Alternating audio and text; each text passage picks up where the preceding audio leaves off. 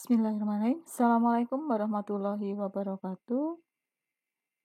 Video kali ini saya akan membahas tentang database dengan menggunakan PHP MyAdmin, hmm, mata kuliah Data Warehouse. Nah, tujuan dari Data Warehouse itu adalah melakukan collecting data dari berbagai source system atau database. Fungsinya adalah untuk apa?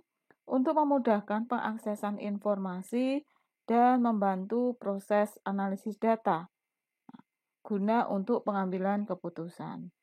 Nah, data warehouse ini bersifat OLAP atau online analytical processing yang menekankan pada analisis data. Nah, sedangkan database itu bersifatnya adalah OLTP, online transaksi processing, yang menekankan pada pemrosesan data transaksional. Nah, dalam praktikum kali ini kita akan refresh kembali mata kuliah basis data ya, tentang bagaimana pembuatan database, kemudian import data, dan query-query yang ada di dalam MySQL. Nah, pertama yang harus Anda lakukan adalah Anda menginstal software SAM, ya kan? Nah, itu nanti silakan Anda bisa download sendiri atau bisa download di master yang sudah disediakan, ya, link master. Nah, setelah di-download SAM, kemudian kita akan coba praktekkan, ya. Yang pertama, ya, untuk memulainya kita aktifkan dulu SAM-nya.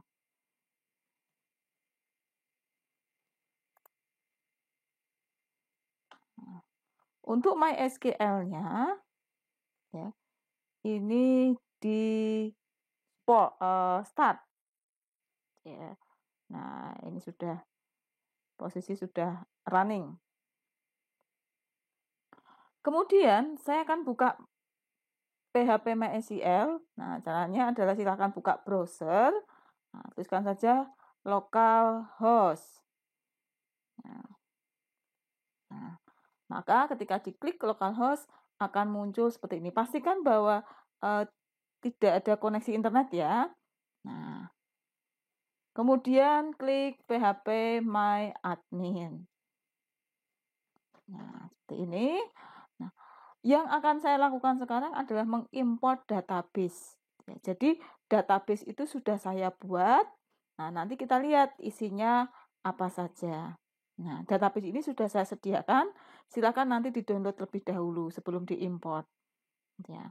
Nah, sebelum kita mengimport database, kita buat database dulu. Nah, kita klik new. New di sini adalah new database atau create database. Saya buat database kampus. Ya, collectionnya ini abaikan saja. Create. Nah, maka di samping kiri di sini sudah ada yang namanya database kampus. Ya, kalau kita klik, ya. Oh belum.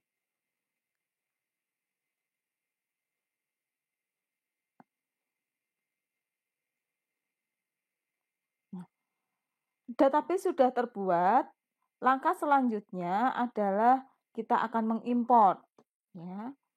Nah, kita klik import, kemudian choose file, kampus, ini yang nanti kita akan import, go. Kita tunggu sebentar.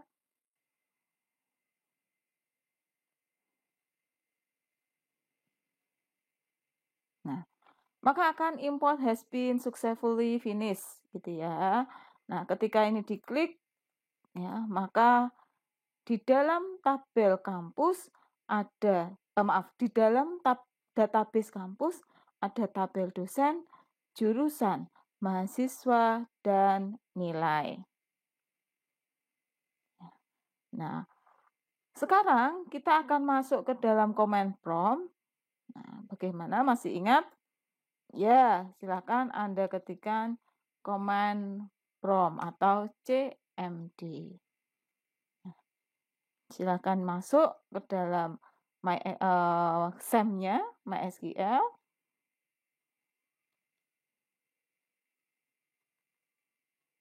Kita masuk ke C dulu. Bagaimana cara masuk ke MariaDB? Nah, silakan Anda lihat video saya sebelumnya. Ya. Jadi,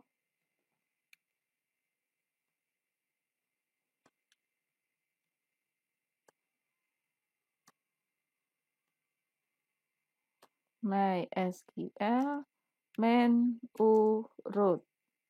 Usernya adalah root, passwordnya default 0.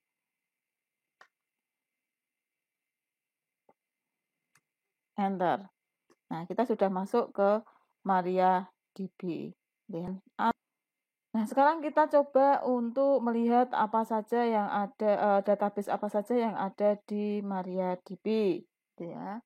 Nah, database-nya, sintaknya adalah show databases. Nah, di sini, di dalam C ini, ya, ada database 1, 2, 3, 4, 5, 6. Dan yang sudah kita import tadi sudah masuk ke dalam database ini. Ya. Nah, untuk mengaktifkan atau masuk ke dalam database kampus, kita use kampus.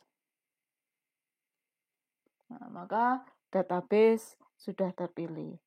Bagaimana kalau melihat tabel? Berarti show tables. Di dalam database kampus ada tabel dosen, jurusan, mahasiswa, dan nilai. Nah, kemudian kita lihat ya, di dalam tabel dosen itu ada field apa saja. Nah, berarti kita ketikkan des.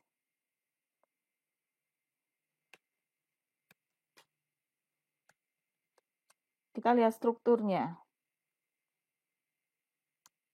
Nah, di dalam tabel dosen itu ada field ID, kode dosen, nama dosen, kode jurusan, alamat, dan pendidikan. Di mana untuk ID itu sifatnya ada primary key. Ya, dia sebagai atau disetting auto increment. Apa itu auto increment? Auto increment itu datanya disetting secara urut, gitu ya. Kalau satu sudah terisi, berarti otomatis dia akan terisi 2, 3, 4, dan seterusnya. Nah, kemudian kita coba nih, des jurusan.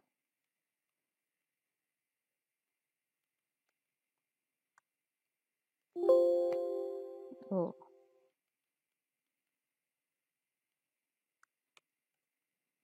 Di dalam tabel jurusan ada ID, kode jurusan, dan nama jurusan. Begitupun juga dengan mahasiswa.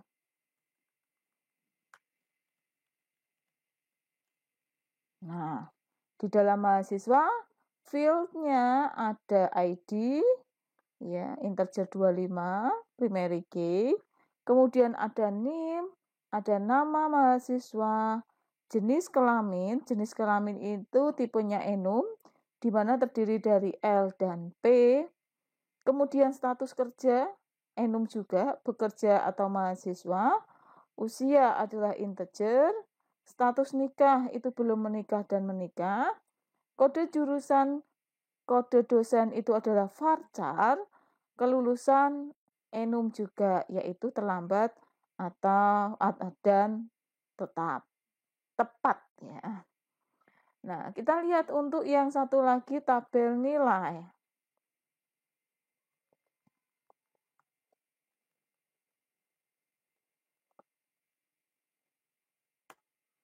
Nah, di dalam tabel nilai itu ada ID, ya, kemudian NIM, nilai, dan semester.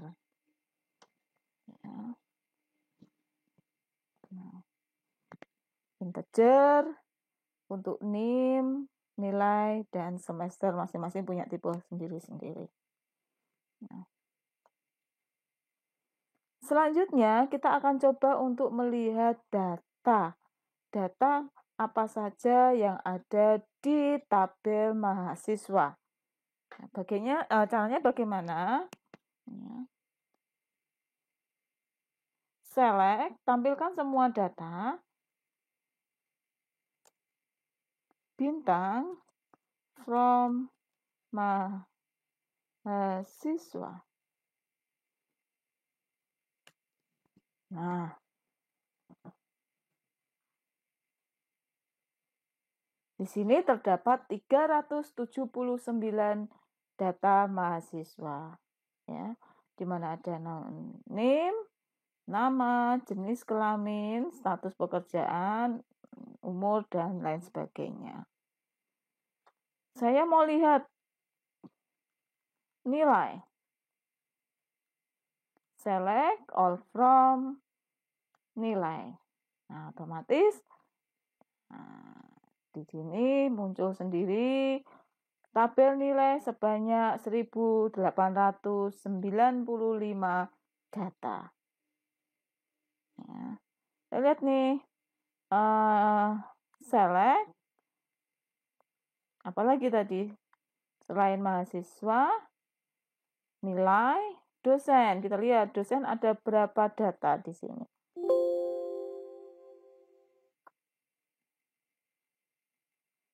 Nah, dosennya ada 7. Ya.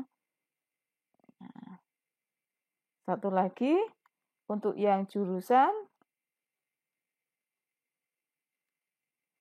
ada 7. Nah, sekarang bagaimana kalau kita ingin melihat apa saja yang ada di dalam tabel, memunculkan field yang ada di tabel tertentu. Ya, misalkan saya hanya akan menampilkan select kode jurusan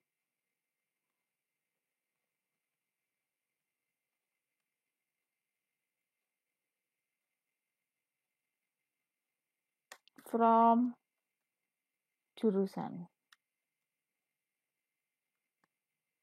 Nah, hasilnya akan seperti ini. Sama halnya ketika saya ingin menampilkan hanya nama dosen dan alamat. Ya, berarti select kodenya apa ini? Nama dosen,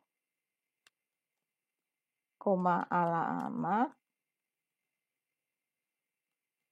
from alamat, from dosen.